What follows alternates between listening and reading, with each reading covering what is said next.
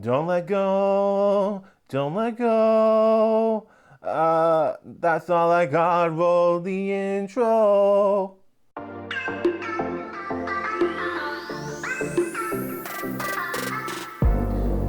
Hello and welcome to another installment of the This, That, and All Things Cinema podcast. I'm your host, Ryan David Rogers. Now, as I was trying to do with that little opening bit was actually, we're going to be talking about the trailer for Frozen 2. Well, the new trailer for Frozen 2 that came out today as I'm recording this. But not just yet. We got some other things in the news that I found to be kind of interesting. Like, for an example, there's going to be another adaptation of A Christmas Carol. Yay. There's been so many adaptations of Charles Dickens' novel from 1843 at this point. It's like, what could you do to make it stand out? Well, you could have Will Ferrell and Ryan Reynolds in it, but I know that's not going to be enough. You could have Shawn Anders and John Morris, who worked on Daddy's Home and Where the Millers, be in it. Okay. You can make it a musical. Now you caught my interest. There's no other details at the moment about this film yet. No information about what studio is going to be picking it up. No information about who's going to be writing lyrics, if in music, if these two aren't going to be doing it themselves. And as far as I know, they have no experience with writing songs, so who knows how that's going to turn out. Definitely going to be one of those things where it's like, it could be interesting, but we've already had a couple of musicals based on Christmas Carol, including Muppets Christmas Carol, and of course the staged musical simply called A Christmas Carol, which people probably even know of its existence thanks to Alan Menken being the writing the music for it.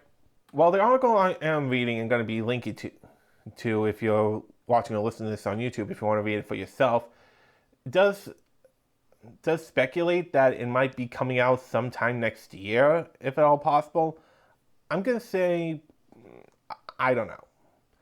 Only because, yes, films can have a quick turnaround in Hollywood, but it's always a matter of,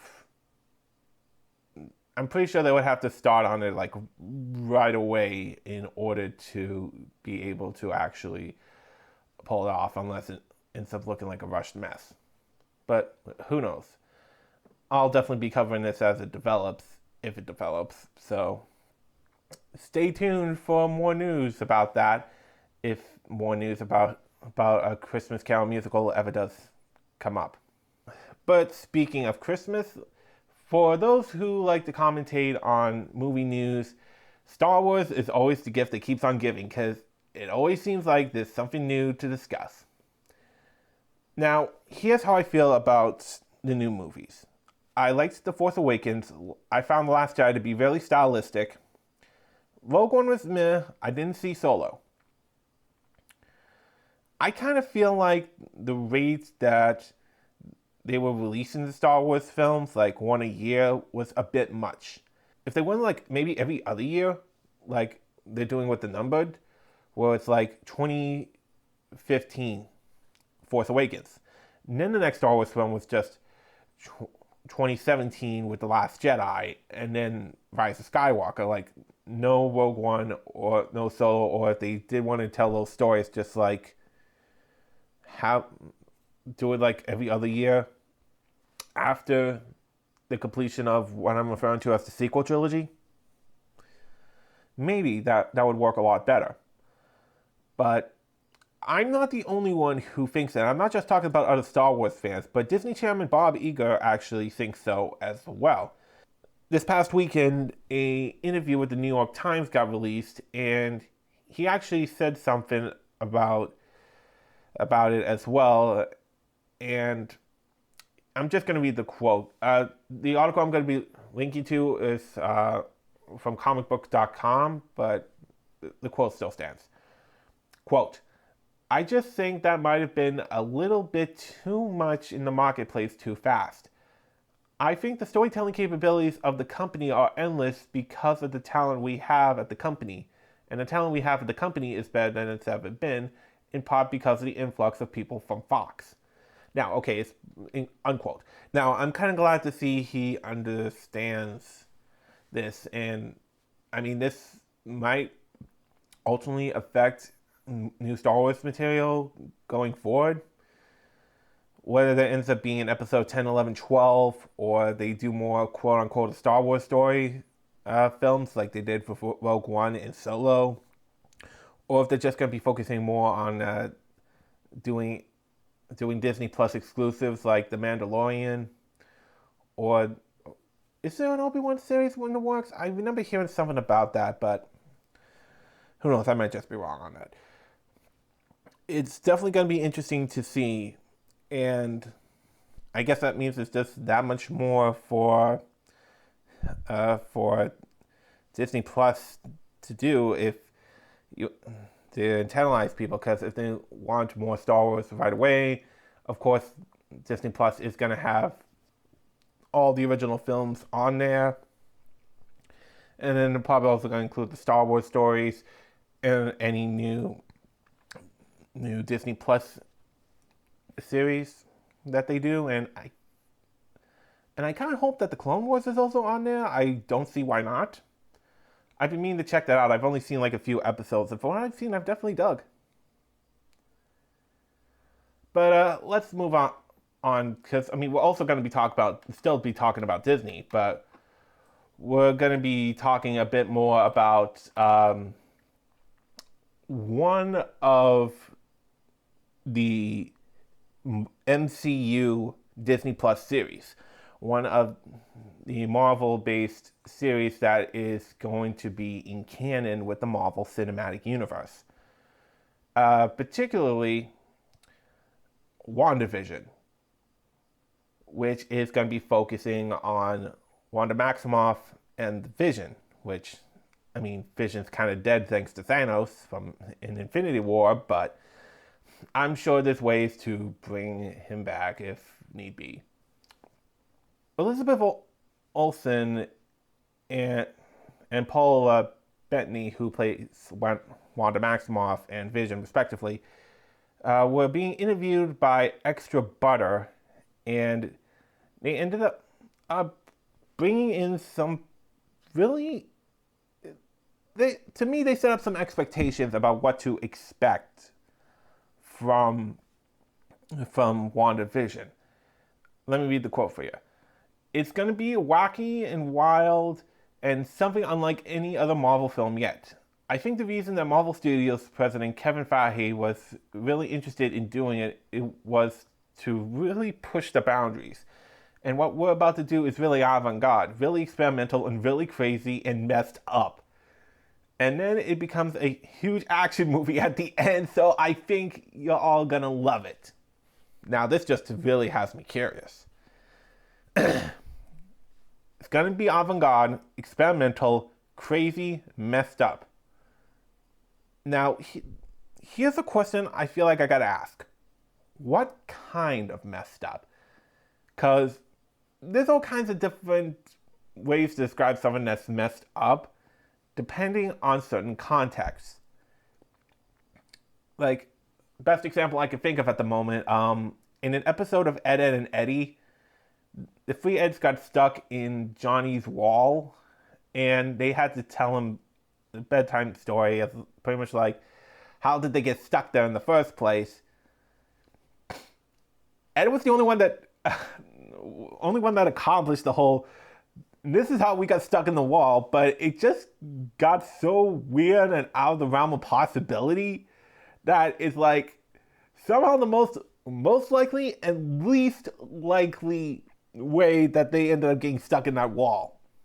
For those who have seen the episode, I forget what the episode's called. I think if you've seen the episode, you know what I'm talking about.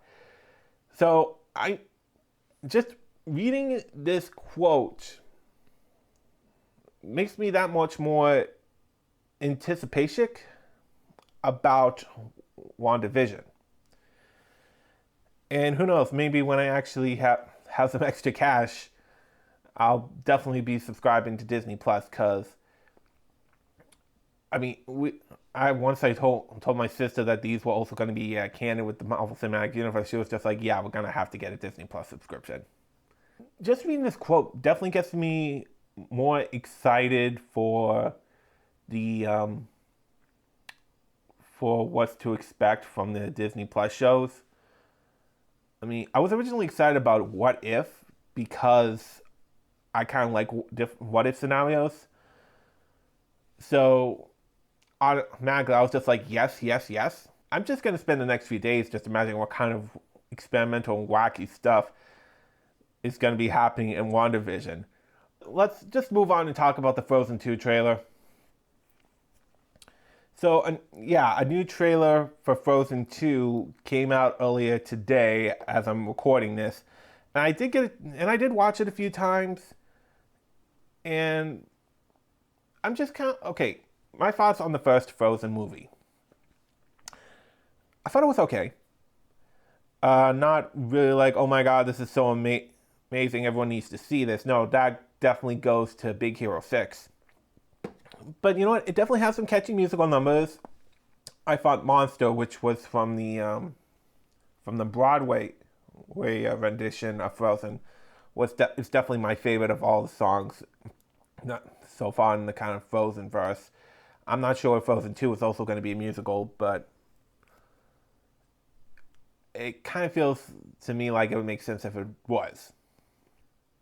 I was just so kind of meh by Frozen. Maybe it's just because I didn't see it in theaters when the hype was real. I kind of saw it or bought the Blu-ray for it shortly after it came out, and I was just like, yeah, that was okay. And I feel like I could kind of go on a bit more about it, especially with how Frozen was adapted for Kingdom Hearts 3. Like, that level just kind of... I mean, the boss fight was cool, but just the setup for it was just like... I remember hearing this theory about what if they decided to go with, like, Frozen being infected by the darkness, and that's where that Heartless came from. That would have been very cool, but so much of a risk take, I don't think Disney would have allowed it. But now, on to the trailer for Frozen 2. Basically, this is incentive for Anna, Elsa, Kristoff. No, is Kristoff the guy's name? Basically, Anna's current boyfriend, Sif, the reindeer, and Olaf to go off on an adventure because purplish fire has infected Arendelle. Now they're like, we gotta figure out a way to stop this.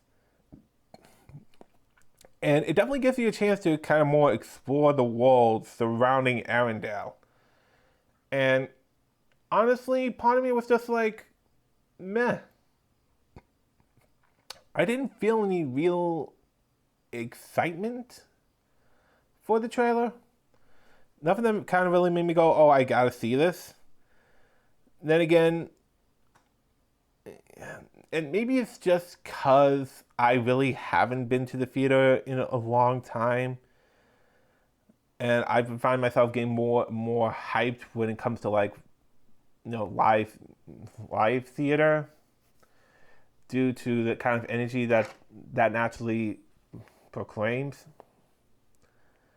But really, for Frozen 2, I was just like, I see not much incentive to actually go see this in the theater. Maybe I'll Redbox it. I guess that's really all I can say. The trailer for Frozen 2 was just meh. I'm sure it might be cool, and I'm sure if the story for Frozen 2 ever gets adapted into a future Kingdom Hearts game, it's going to be so awesome to possibly be able to fight alongside Elsa. But that's kind of it, really. That's really all I can say about the trailer for Frozen 2. So I guess that wraps up this episode of the This, That, and All Things Cinema podcast. I'm sorry this was pretty short, but not really much movie news, not much film gear news to make me really gush over. So hopefully more interesting stuff will come out. Not just being open to, now be willing to discuss between now and the next episode. So if you found this podcast at all interesting, please tell a friend, let them know about this. And in the meantime, I'm just about done with the wedding film I think I mentioned in the last episode, so just got to finish that up. And so, my name is Ryan, and I'm out. Peace.